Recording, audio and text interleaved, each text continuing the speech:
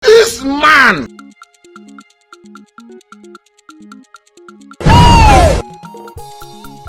There is nothing to show for it.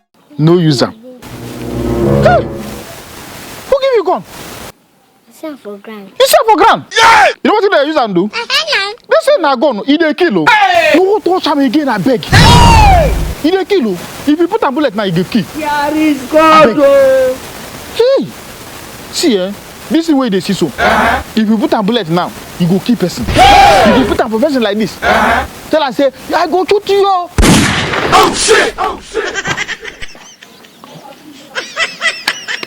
Uncle, Hey! Yeah! Yeah! Yeah!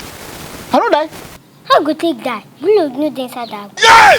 Who shoot that gun? Bullet no dey inside the gun now. You say bullet don't dey inside that thing. Yes. Hey! Hey, whoa! Ah, one put two.